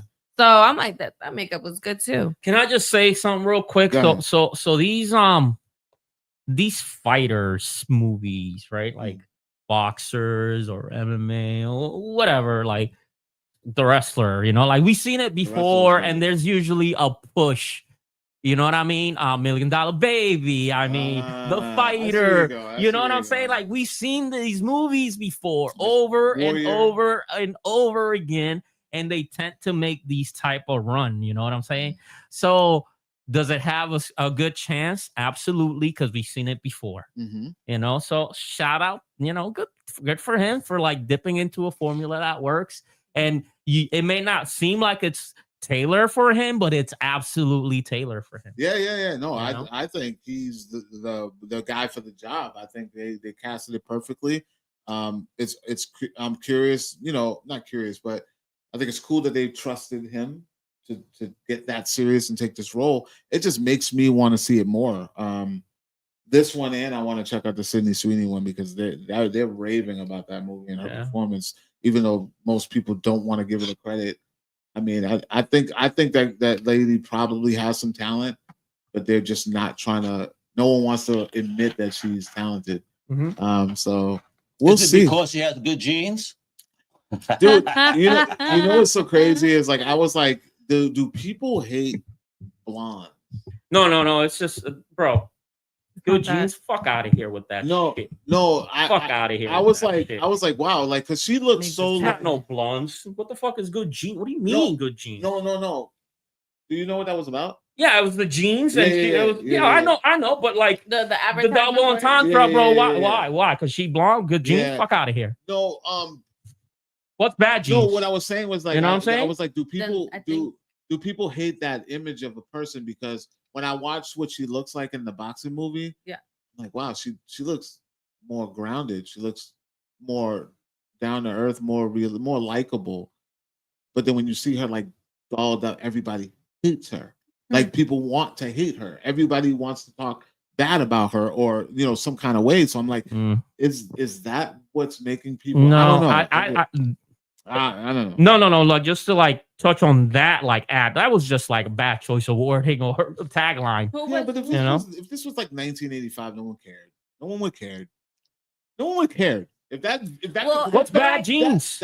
What's bad jeans, bro? That felt like an 80s commercial. When I saw that, I was like, this reminds me of like, are those Bugle Boy jeans you're wearing? Why, yes. Like it reminded me of that. Like when I watched that, not even close, bro. I just think people, it's like that.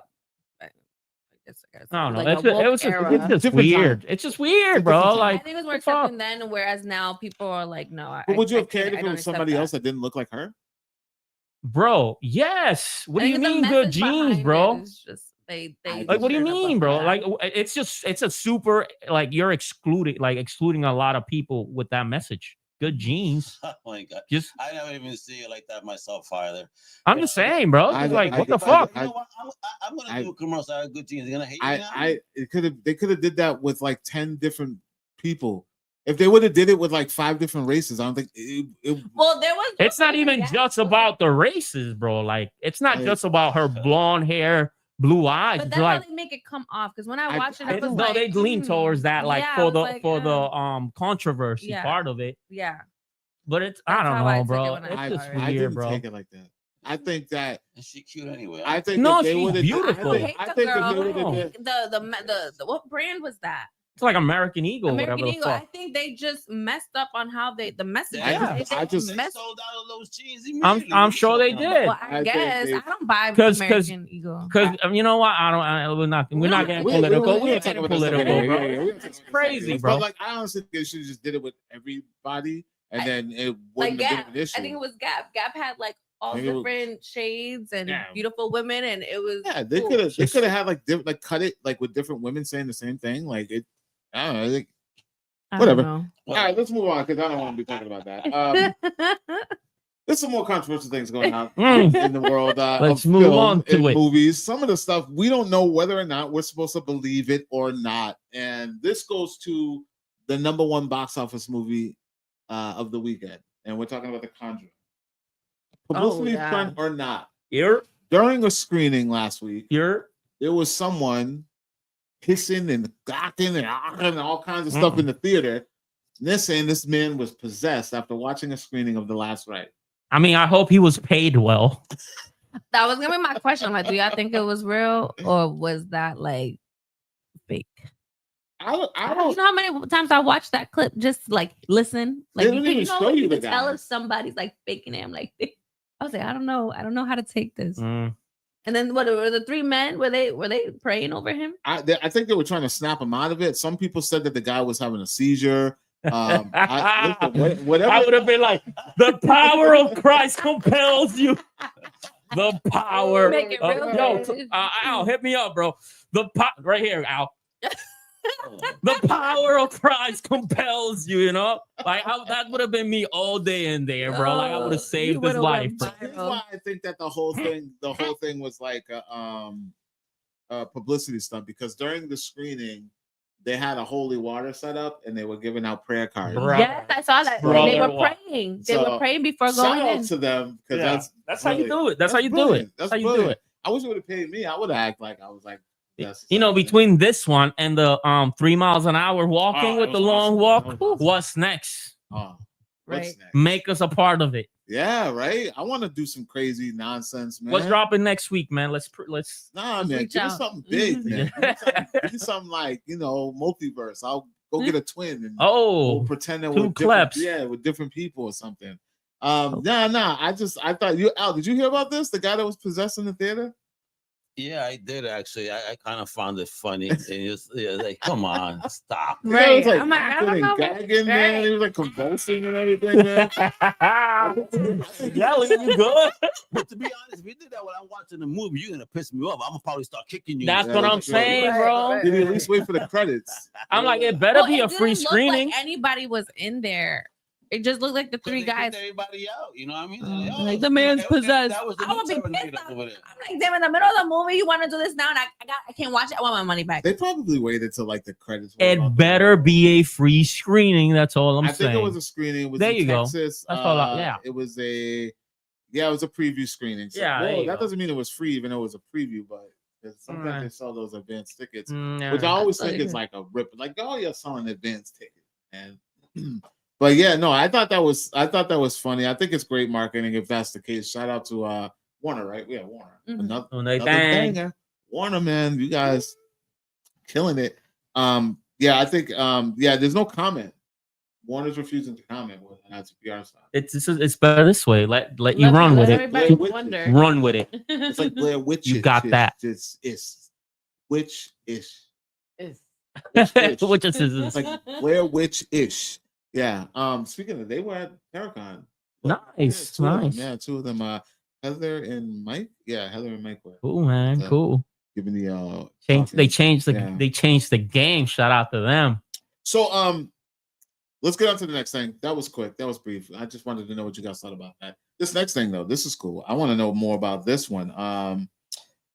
There's a sequel coming out. Sequels? Yeah, sequels. We like sequels. Yeah, I like sequels too, especially when they're for movies that I actually like. One that I never saw coming. Okay. Violent Night 2. Oh. And not only is it on its way, it's currently in production right now. Like they're shooting. This David Harbour playing Santa. I didn't even know this thing was happening. But it's happening. It's filming right now. It started on September 2nd in Canada.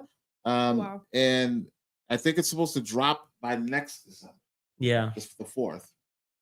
Excited for this? Did you like the first one? I thought it was okay. I didn't like. It's okay. Yeah, it was fine. Like, it was fine. Yeah, Jelly? I didn't see it. Oh. So when you had that on the list, I was like, let me look it up. And I was like, oh, okay. Yeah. So then I just read into it a little bit. Like, all right, so I guess Mrs. Claus wasn't in the first one. No, she wasn't. So they're gonna be world building some more, and I think they're gonna add her. I wonder who plays her. I don't know. I don't think there's a cast yet for it. Well, there was people who were casted, but it's undisclosed roles. Yeah. So Kristen Bell's in it. There we go, Kristen Bell. Okay. There's Jared Harris, Joel be. Pantoliano. Why do I remember him? Valentiano. What do I know him? Is he from the Matrix? Is he the captain from Bad Boys? I guess. Oh yeah. There you go. Yeah, you got me there. You could have just said one of the Fratellis. From the Goonies. Bro, come on. You're going way too back, man. You go way too back, man, with a child then. Talk about old work. You got to go to where I probably saw him first. You know what I mean? So I've got a good memory. Yeah. I can't. Yeah, no. I'm excited for this. Al, excited for this one? Did you like the first one? Yeah, the first one was cool. I remember they were kind of pushing us to watch this. Remember when we went to New York Comic Con? Oh, we missed. You just reminded me of a night that I fucking was pissed. Oh man, he's upset all over again. Right? Yeah, because like we always like for some reason we just gravitate to the fun, like the parties, the big industry stuff that happens after the convention. And that was the fandom party. Yeah, the night of the fandom party, and there was a red carpet at the fandom party in New York, which is, I'm sorry to say, it's not as good as the LA one. Bro, this is how you don't get invited, Clem. Just relax, bro. Like don't say that. that. He brings up New York and LA. He's always like LA. Yeah, because they just do it. Maybe it's the weather. I don't know. It can be. The vibe is just different. But shout out to them. We got in because of the dude's Jason. Jason.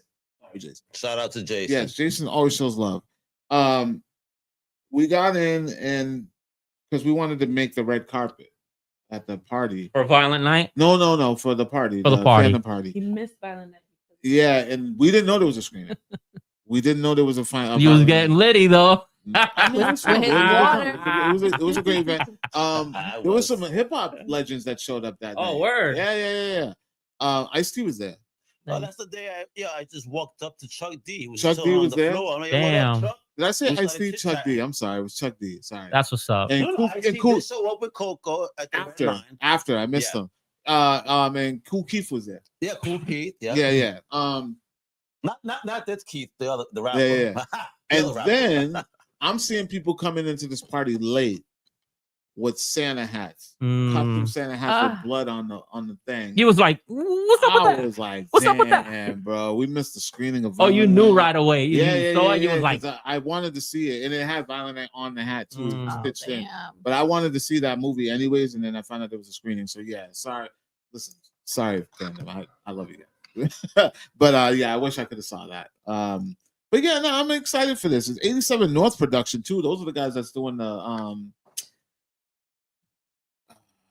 what is it? I can't remember the last thing they did, but shout out to 87 North. Those guys are awesome. They the Jonathan Majors thing. Oh, okay. The new fighting one. Yeah. So 87 blocks. What is it? Yeah. Well, 27 blocks. What is it? 86 blocks. No, now it's a number, bro. Numbers, you're throwing me out. 52 blocks. 52 blocks. You kept saying numbers, and I'm like, I'm trying to remember. And I'm like, He's throwing out Powerball numbers. Blocks, yeah. Like it's saying all these numbers and throwing me, make me go crazy. But yeah, no. Yeah. So Did I win? I'm on board for this. Billy, I'm on board for this. I'm excited for it. I like the first one. But it still doesn't beat Fat Man. That to me is the greatest non-Santa, violent Santa movie ever. You remember that movie, Al? Fat Man? Fat Man? Yeah, man. You don't remember that Santa movie? You taking us back? Right, he is. You taking us way back in the time? This came out during the pandemic. You have to show us because I don't know what Fat Man is. Yeah. Oh, I'm starting to get little flickers of it. I think I know what you're talking about. I'm trying to remember who played. Looking this up now. Mel Gibson played Santa. Oh yes, there you go. I remember that now. Yes. What? Did I watch this? I don't know. I don't know if you watched it. It came out 2020. It came out on 2020 during the pandemic. So this is one of the first movies I watched after waking up out of a coma.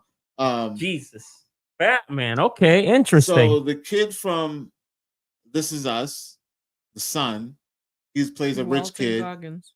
Walter Goggins is in it. He plays a rich kid. Great. He's a hitman that works for the kid.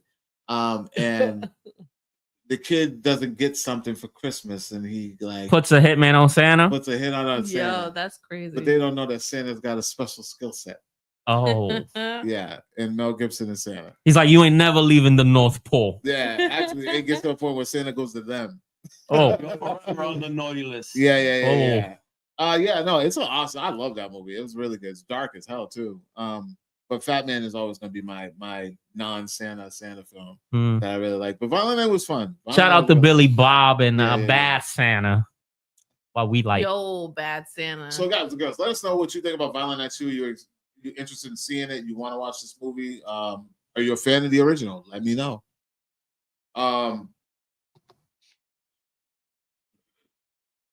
Let's get to this next thing. My glasses just turned on for some reason and connected to my phone. It's really weird. I was listening to us talking. Okay.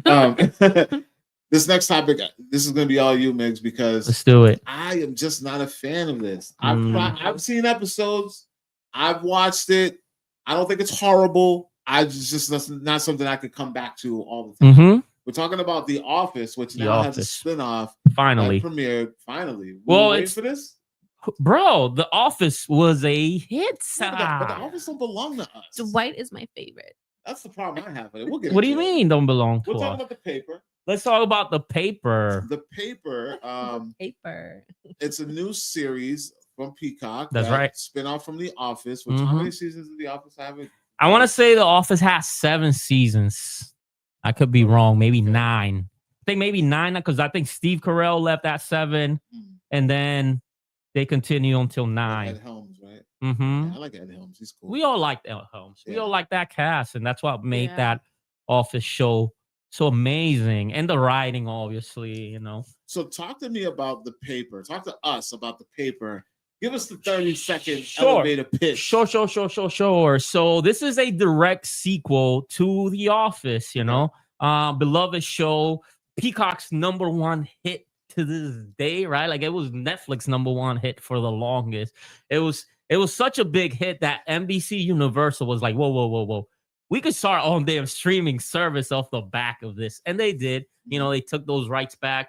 And they sat on The Office for years. And at this point, they finally was able to drop down a direct sequel to it. It takes place in real time. So we're talking about damn near 15, 20 years after the original Office ended. And it's the same documentary crew coming back to follow a new workplace. In this case, it's following a newspaper out of Toledo, Ohio called The Truth Teller. And we get introduced to all these new quirky characters, right? And it's all about, the news editor and the wannabe reporters that run this paper company, I guess, like, because Dunder Mifflin was essentially a paper company. So, it opens up with them touching on, hey, this is our original show. This is the show we did, right? The documentary for The Office. Yeah. And it goes back to Stanford, right? It opens up with, a nice little cameo from one of the all-stars, minor star from the Office. And then it quickly moves on to the new cast. This time around it's starting Domhnall Gleeson, which some of y'all have seen in Star Wars, right? Like the man has been in a few things.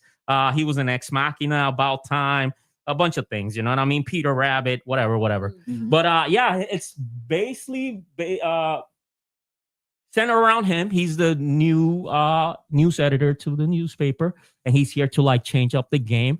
And there's all these like quirky characters because just like The Office, like it's all about that type of dynamic, right? Workplace dynamic, and all these very strange people, how they get along working together. Now, I was able to watch the whole thing. I spent a few days at home this week because I was, sick. So I had a whole lot of time at home and just watching through it. And The Office was something I really enjoyed back in the day. Yeah. So I felt like I owed it to them to give it a chance. And even though the first episode didn't speak to me, I stuck with it, thinking it would like eventually. And unfortunately, I have to tell you, I wasn't into it.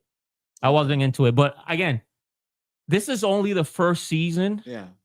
And stuff like this, like sometimes it takes time for them to like understand the characters and how like the dynamic between them might like make for better I don't know, complex situations or like funny situations. And like what we got is it's not what I like, right? Like I don't think I laughed watching this thing. Really? And and like The Office was really funny to me back then, you know. But then again, I was damn near 20 years younger too. My sense of humor is probably completely different from what I saw, you know, like then.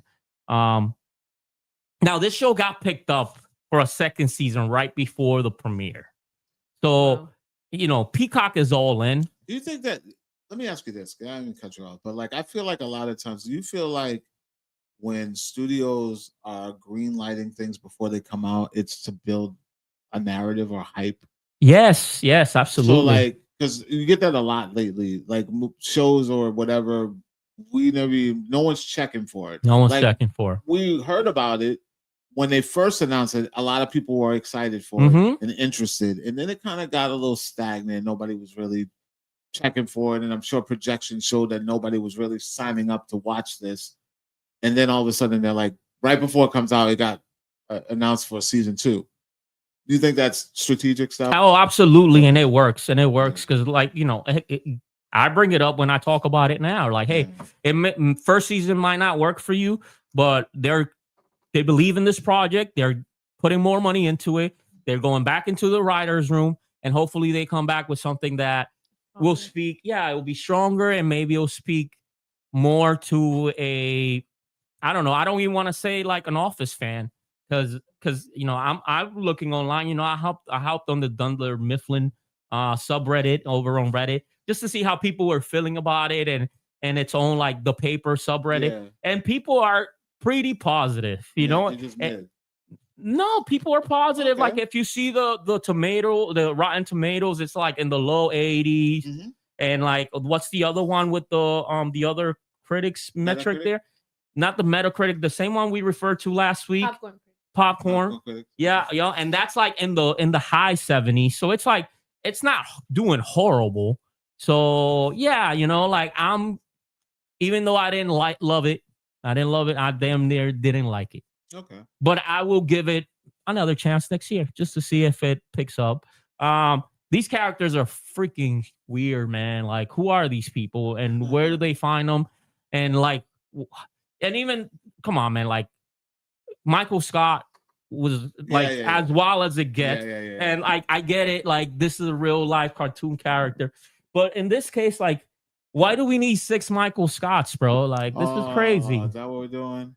I mean, sort of like not everybody's like super crazy, but like how many Dwights do we need, bro? Like what's happening here? My favorite. So we're just copycatting. No, not even like there's not a Dwight, there's not a Jim, like everybody. But we do get the Jim stare, like, you know what I mean? Like we're talking and then like, you know what I'm saying? Like just make the face. Like we do get that, so we get the off-isms. So I mean, I will give it another chance next year. Maybe it'll speak to me, but I didn't find it funny. And that sucked. And are you a fan of Office, Jelly, at all? Yeah, it took me a while to get into The Office because I was telling Migs like how my uncle was into it, and I was like, what the hell? I didn't understand dry humor, and then I got back into it with my man because he would watch it religiously, and I was like, oh, I like this one. Oh, this one's crazy. I like him too. So like, it's like a build up for me with certain characters. And what I enjoyed was like some of the storytelling, because it wasn't just you go into the office and it's like a daily thing.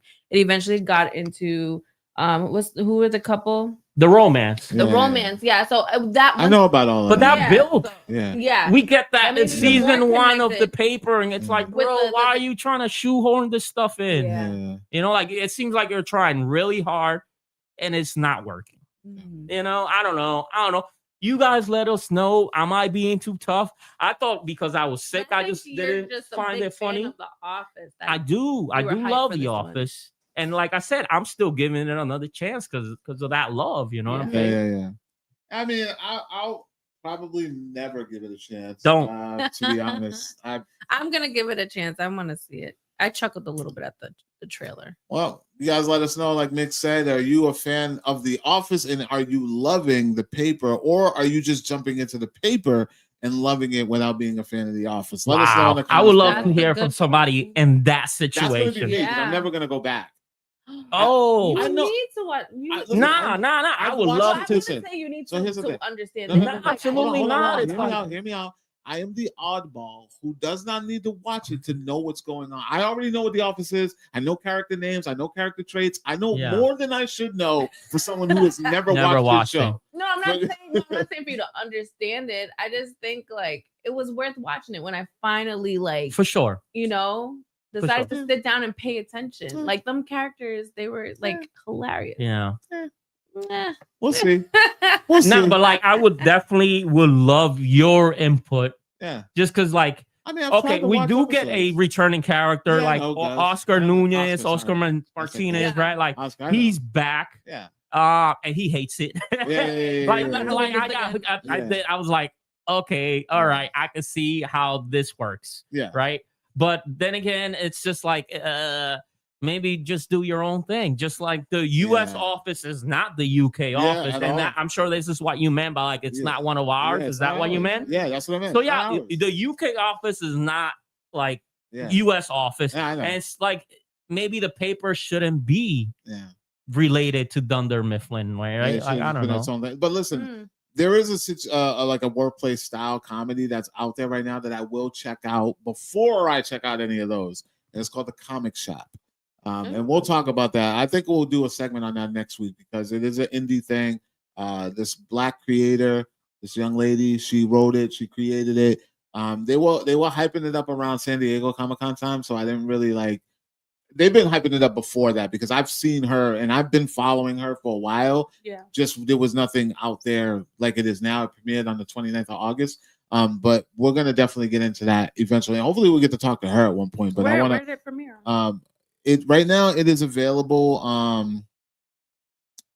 Let me see. I have the notes here because I wanted to talk about this, but I want to do like a proper segment on it before. Mhm. Yeah, for sure. I just want to. I have. No, you We talk can. about You it. can find it. Okay, so right now it's free with ads on Roku, Amazon Prime Video with ads. It's on Outflix if you can get it. Hey. It's also Amazon Prime Video for rent, Apple TV, and for Fandango at home. Nice. And Okay. it's called The Comic Shop, and it is a work style comedy just like that. Okay. All right. So one other thing that I'm definitely going to be watching. We're going to get into this right now. And I'm pretty sure the rest of the world is going to be watching. There was a trailer that dropped for a brand new documentary that's coming out for this gentleman here, Mr. John Candy. John Candy, one of the most underrated comedians, I think. Not talked about enough. And not even the type of comedy that it wasn't really slapsticky. It wasn't really As wholesome as it gets. just so wholesome. Yeah. He never got a chance to do that American dad thing more. Yeah. And I think he would have been great for it, to be that American dad. Because anytime he played like the dad role in a movie, it was always great, but we didn't really get more of that. Like Great Outdoors, great example. Yeah. So Ryan Reynolds and Colin Hanks are teaming up to do a documentary about this man's life called John Candy, I Like Me. And they dropped the trailer for it. And I'm not even gonna pretend that two seconds into this thing, I was already like, Choked up. dude. Yeah. You guys had a chance to see this trailer? No, I have not. I'm gonna keep it real I with mean, you. a lot of it was the people talking in it Mm. because it was like people who you respect in the game who finally get a chance to talk about working with him. Like Bill Murray out the gate. Yeah. I'm already like, oh, Murray's in this. Like, what? I mostly know John from Plane, Trains, Automobiles, Yeah, right? yeah, like yeah, that's where the line comes from. I Yeah, like me. Yep. Yeah. I love the movie, you Mhm. know. But I'm not like super familiar with his whole catalog, his Mhm. filmography. But everything I've seen him in, like I loved him in, like hilarious, right? Scene stealing, You know, like he's great, and he's great at that humor that you mentioned, family friendly, extremely wholesome, and which it was like around the time, you know, like the opposite. We also had in Hollywood with like Chris Farley, right? Which like also the bigger guy, but like extremely raunchy, right? John Belushi, right? Like those are like the people that like I get to compare him to, and you're right, man. Like this man, if he would have, you know, stuck around a bit longer, probably would have been, you know, megastar. I watch this. I get like sad that he's not around with us. I remember watching his movies, Uncle Buck. Uncle Buck, yeah. And you know what's so crazy is I never appreciated the times that he would pop up because he would always randomly pop up in John Hughes movies. As big as a star as he was, anytime John Hughes was doing a movie, he would just randomly pop up, like in the smallest, most minute role that you wouldn't even like Home Alone. He's the gentleman she meets at the airport. Like that's such a small role that memorable though. Memorable, but yeah, I think it's memorable because it's him. Because he's good at it. It's him. Yeah. That could have been anyone, but it's memorable because it's him. Scene stealing, bro. I'll give you another one. Career Opportunity. I don't know Career Opportunity. Exactly. You don't really know the movie, but he's the guy who's interviewing the star at Target. And I see him pop up. I'm like, oh, it's John Candy. I didn't even really think about it. I'm like, wait, that's John Candy. Like in the most, you're like John fucking Candy like in this movie. Yeah. It's like, why are you in this role? Like, yeah. So it just speaks to like the work ethic and how he is, and you know, I remember when I interviewed the Cool Runnings guys, I did the panel at Rhode Island Comic Con. Shout out to Alter Reality again. They spoke about him and they spoke about his work ethic and how he always just wanted to keep working. And you know, some say that essentially was his demise. Like he always just wanted to keep working, but that just shows, you know, he was just a guy that just, you know, I want to know more. I want to learn more about what people feel about him and things like that. So, I mean, it was a cool thing. They premiered this just recently at TIFF, the Toronto International Film Festival. Ryan Reynolds and Colin Hanks pulled up in the Plane, Trains, and Automobile vehicle. Nice. Broken down and everything. They pulled up in it. So the legacy is strong. The legacy is there. And I can't wait to see this. My biggest memory of John Candy is the Camp Candy cartoon. That was my every Saturday morning. I knew who John Candy was, but anytime that cartoon would come on, I was front and center watching that cartoon all the time. If any of you remember the Camp Candy cartoon, let me know in the comments. But that's my biggest memory of John Candy. I knew who he was in movies. I knew about all his movies, but that was the pivotal for me of John Candy. Every Saturday morning, I was watching that cartoon. It was amazing. I don't know. You guys have any memories of John Candy? No, I mean, when I don't, but when I see some of the clips, I'm like, oh, okay. You know, what's the movie they played in that looks like a dog? Oh, Spaceballs. Spaceballs. Which is getting a sequel without him. Yep. You know, so Spaceballs is your memory. Yeah, that one, Home Alone. Yeah, and I can say like other movies, I just don't know what. And so crazy. It's like, see, even she says Home Alone, and it's like he's not even a major character, but you remember he's in it. You know, and you remember that. Yeah, Planes, Trains, and Automobiles for me, and him and Steve Martin, just which is like one of the comedy gold. Which is one of the only Thanksgiving movies. Comedy gold, other than Soul Food and Thanksgiving. Oh, wow. No. Oh yeah, Thanksgiving. Al, you got any John Candy memories? Like, what's your go-to John Candy? I liked all of his collection of movies and appearances. When I was a kid, I definitely knew that it was John Candy film. At least I knew I was going to be entertained. It was going to be a good movie, and yes, wholesome. You know what I mean? Something that actually, you know, had a deep story, made you.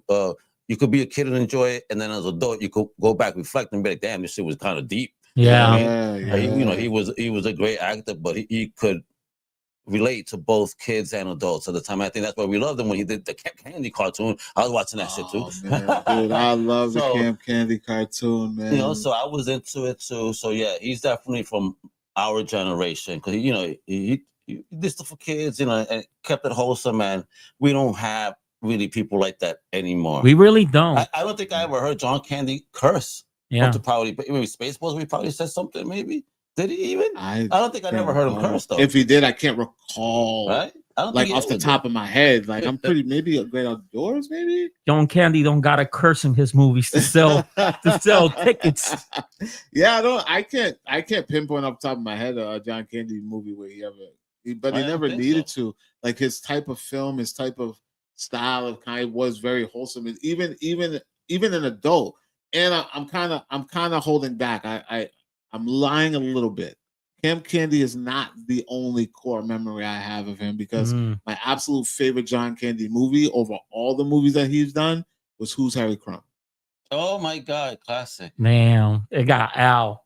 And I only liked that movie so much because you guys know I'm a continuity junkie and the way that it ended. And I'm so mad that we never got that sequel because it ended on a note where there was going to be a sequel. And I was so ready for it because I loved that movie. I love a whodunit. I love those kind of movies, and him doing that. Yeah, I thought it was cool. What do you guys think about what do you think of Ryan Reynolds being the one and Colin Hanks, son of Tom Hanks, doing this? You know, Ryan has really been he's been flexing, bro. Yes. He's been flexing heavy. And he's been repping home a lot. He's been repping home heavy. Yeah. And I respect it. Yeah. I respect it. He's got to rep home. You know. I don't think it's too far off. Like you was like, it's kind of random. It's not. Maybe for me, I feel like you're more like you pay. I think you pay. Obviously, you pay attention more to things like this. Where I would think it's more random that. No, I don't find anything random about it. Only because Ryan is the face of Canadian superstars. Absolutely. If this was years ago, we would have said Jim Carrey. But Ryan is, when you think of Canadian stars, power, A-listers. Yeah, you're like Ryan everywhere, bro. Yeah, Production, TV shows, documentary. But then when I want to speak on Colin, his dad did Splash with John Candy, so it's like he's probably known John his whole life, until he passed. So it was a perfect collaboration. Yeah. I think you got two people who know the legacy. Yeah, I'm okay with that. I know this is going to be great. I'm already expecting this to be brilliant. I just hope that it's long. I don't want an hour and a half. I want like 2. I want like 2. Like I don't want a quick like I don't want a documentary that's like that feels like a mini series. Like I don't want like a 30-40 minute. Let me check how long. Clip, like let me get 10 episodes out of an hour each, please. Sometimes you need that, man. Like this guy's not around no more. I mean, let's hope, because nowadays they want to do things quick. But when I say I was surprised, it's just because also I feel like I know Ryan more so as an actor, so I'm not looking at it as like producer or. Well, he's been producing all the Deadpool movies. Yeah. No, but for me personally, like that's why I was surprised, but I'm like, okay, he's just probably in his bag now with this whole directing and producing and all that stuff. I mean, he's got. But again, like I said, you're more in this. You see how a lot of people are moving in this industry where I'm the casual. Yeah. I have my kids. So as the casual, Jelly's a little thrown off by like, why is Ryan? Ryan involved? Not in a bad way either. It's just Deadpool like, doing this documentary. Yeah, pretty much. No, I'm all for the team behind it, and it's just short of 2 hours. Just short. Are you happy with that? 1 hour and 53. Are you happy with that? So with commercials, I get a 2 hour. I'm okay with that. But like, I'm gonna watch the credits. I'm gonna downgrade my streaming service so that I can get a commercial in there and get a full 2 hours. He's like, you know what? Put some buffering in there too. While you at it. Yeah. Oh, you excited for this, man? What do you think? I'm a documentary fan. Oh yeah, you said that. Yeah. So I'm always digging to learn, especially about stars that are no longer around. Especially when I was a kid and I didn't get to see them as an adult speak on things, Yeah. So just to see, their early journey, and a shout out to Ryan Reynolds for choosing to celebrate John Candy this way. For real, I think that's really cool. I like you. Dig this. You know what I mean? So I am looking forward to it. So I can't wait to check it out. It's like, man, look at the thumbnail. The thumbnail is just, it just hits you, man. Like, this wholesome ass dude, man. Mhm. I'm gonna give him a donut. Look Indeed. at it's so sad. Indeed. Yeah, so yeah, ladies and gentlemen, let us know how excited you are for John Candy, I Like Me, the documentary that premiered at the Toronto International Film Festival over the weekend. Yeah, I don't think there's even a release date on it yet. When it's coming to us, anyways, but hopefully soon. And I think something like that is probably going to be on like Apple, maybe. I I hope gonna be somewhere. Yeah. That's for damn I mean, sure. I feel like where's the Wrexham being? FX. It's on FX. So it's not on like a streaming. No, it's on Hulu. It goes to Hulu, but so we do have a release date. I can see them. We do have an actual release date, and it's going to be on Prime. That's right. It's in the trailer. there you go. Yeah, it's going to be on Prime, October 10th. October 10th. Oh, So we'll be able to see it then. All right, ladies and gentlemen, we're gonna get down to the last thing. And usually, how I end this with a review, a movie that I've seen that a lot of people probably have not. I got a lot of junkets coming up this weekend too. Busy man. I'm interviewing some cast members of The Long Walk. Interviewing cast members from Strangers Chapter 2, which I still have not watched yet. I need to watch it. I have it. And then I'm supposed to be interviewing the young man from this film called Bad Man. Bad Man stars Sean. That's Sean William Scott, right? That's his name, right? Stifler. Yes. Sean William Scott. That's right. Yeah. That's hilarious. This movie. Well, you say you're getting to talk to him? No, I'm gonna actually talk with this gentleman here. Why do I remember the names? Right here on the right here. No, that gentleman there is no longer with us. That's the gentleman from Gen V. Oh, that's Johnny right. Simmons is who I'll be talking to. And for those of you who don't remember Johnny Simmons, bro. For those who don't remember Johnny Simmons is young Neil from Scott Pilgrim. Okay. Yeah, he was in the band. Yeah, young Neil. Yes. So I'm gonna be talking with him this week about this film. And wait, that's young Neil? Yeah, not anymore, right? That's old Neil. Yeah. I'm definitely going to talk. This is a solid film. You know, it's not more than what to expect. It's a dark comedy about a whodunit in a small town. There's a big twist in this thing that I did not see coming. So I'm not going to give a lot of context of what's going on, but fair to say, Sean William Scott comes to this small town. There's been a murder. He comes in and he's taking over the case.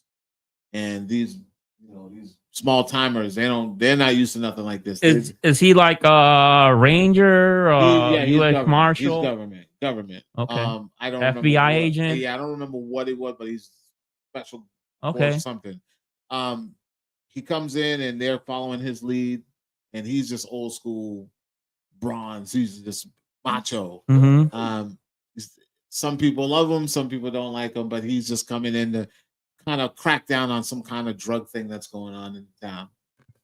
With this, you got some relationship things going on with Johnny's character, and then Perdomo here, Chance.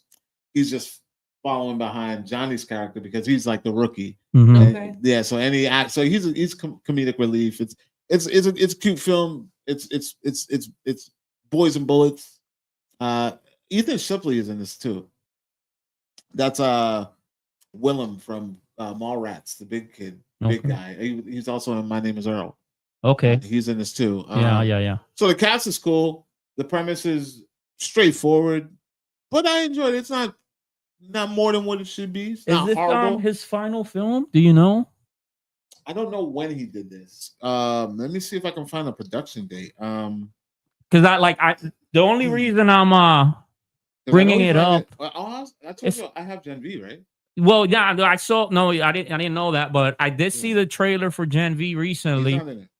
He's not in it, but they wrote around his character's death. Yeah, and it comes even in the trailer comes across very emotional. And I don't know, maybe I don't know, but for me, I don't know. As a young man, I don't know. The first time I was It's just sad. It's just super The sad. first time I was introduced to Chance was Sabrina. Yeah, Sabrina too, Sabrina, bro. Like it's just super sad, bro. Yeah. Like I was like, damn, like Yeah. What happened? So I'm not remember how he passed, but this is his final role. yeah, no, it's Absolutely his final role. extremely, yeah, that's and hopefully super I'll get to difficult. talk to Johnny a little bit about it. I thought I was entertained. I liked the movie. I thought it was pretty solid. This is something like I just miss those days when you can just go to the video store and pull a rando off the wall, and that's what this feels like. You're gonna stumble across this on a streaming service, and you're like, "That was a great watch." Yeah, nothing more, nothing less. It's just an entertaining watch. And Sean William Scott's carrying this movie, man. His performance is hilarious. Yeah, no, I really. I would recommend checking it out. I don't think you got to rush to it, but yeah, if it comes across your screen, definitely press play. You'll have a solid entertaining watch. You know what I mean? Last I saw Sean in a project was on HBO's The Righteous Gemstones. He came in as an add-on to like I want to say season 5 or 4, and he was great in it, man. He's really talking good. about a guy that's not. He's really good. He's not getting the praises he should be getting. I think he should be doing way more. He reminds me of oddly. He's kind of like. Can I say this? He's like a John Ritter. I feel like John Ritter didn't do enough, but he was good. People, we loved him. Man, I really thought like when the Rundown dropped back in 2002, I thought I was like, man, this guy's like that's what I mean. Like I feel like he's being completely underused. Absolutely, the way I felt John Ritter was being underused. I felt like he was being way underused for a guy that came. See him in many. Yeah, like So I hope we get some really good stuff with him as he gets older before we because it's like all these celebrities are just falling off, man. Even at younger ages. Don't you put that evil on me. I'm just saying, man. Like there's a lot of great talent out there, and I feel like Hollywood is focused on too much of the same thing. Like there are some talented people who are just sitting on the bench. Yeah. Who deserve a little bit of work. Who deserve to be seen more. Put that spotlight on them. Why doesn't this guy have his own series? Yeah. True. His own series. He doesn't have to be in a Hollywood blockbuster, but he should be in a series. Yeah. Like main guy, front and center, or at least the number 2. Like, come on, that Stifler character carried us through American Pie, bro. American Pie. There's a bunch of multiple. Like without him, I didn't even care. I shouldn't have even been watching that. Nah. That was you should. That was very. She's like, how old was I? I was young. The things that was happening in that movie, I was like, oh my god. And then to see how well all 3 of these guys are in this film. Yeah. It's like, come on, there's talent out here. Like they may not be the Chris Evans or the Hemsworths, but these guys got chops. Like if you can spend money on this, you could spend money on something a little more long form. Yeah. With guys like this, like let these guys work, man. Yeah. Like it's crazy. Like I don't know. I had a good time watching the film. Like I say, it's not busting down doors. It ain't gonna kill the box office, but it was a solid Sunday watch. And yeah, that's about it, ladies and gentlemen. Where can we watch this? Right now it premieres. It actually for us folks, where can I find this at home? On what app, Clep? According to this, it had a limited theatrical run. Okay. September 5th. So we could see it somewhere soon. It actually hit theaters this weekend. Oh, perfect. Perfect. Oh yeah, September 5th. Check out Batman if you're out there, Yeah, check out Batman, guys and girls. Like I said, I'm not going to tell you not go to the theater to go see it because I think every movie just feels better in a theater. But it's out there. So if you want to check it out, you ain't got nothing to do, definitely go support Chance Perdomo's last film, if anything else. And that's it, ladies and gentlemen. That is the Screening Room Podcast, episode 9, week 9. And that's all I got to say. You guys know where you can find us. We are CritiX.com for more movie news, television news, pop culture, new trailers, and audio versions of this podcast. Sometimes I put a link, a video link, so you can get to our YouTube to find our updated episodes. You can find me, Clep, at ClepCX on all platforms as well. And Migs, where can they find you? They can find me at wearecritics.com. That's right. Or right here. That's right here. Right here. That's where I'll be. Jelly, where can I find you? You can find me at Miss Jelly CX on Instagram. You can find me at Jelly C. I think same, yeah, on Facebook. Those 2 platforms. And on Threads. I'm on there too. Oh yeah, we're all on Threads, whether we like it or not, for some reason. Yeah. Also, I don't want to forget, we do have the Screening Room Podcast Instagram. You guys should go follow it because there's going to be clips going there. I know I collab on my pages, Jelly's pages. I even try to collab with this guy here, but you know, I'm not on there. I don't even accept the review. I'm not on there. Like I'm legit collabing with everybody at this point. But yeah, follow the Screening Room Podcast. I think it's the Screening Room Pod Instagram. You'll see the logo. Yeah. You'll know it. It's the same as it always is. Al Mega, where can they find you, brother? Well, you know what it is. Check me out. The Real Al Mega. Sources for personal, for business, Comic Crusaders. Also, big web music studios. And also, Comics Will Kill You Pod, a new podcast with Dave Elliott and Heidi McDonald from The Beat. We're going to be rocking, talking comics once a month, but deep down industry, gritty stuff, man. So, getting down and dirty. Like that. And the next place you are going to see us is at the Silver Scream Comic-Con this coming weekend in Worcester, Massachusetts at the DCU Center. We are going to be at another horror convention talking to everybody we can that wants to talk to us. Always doing cool stuff.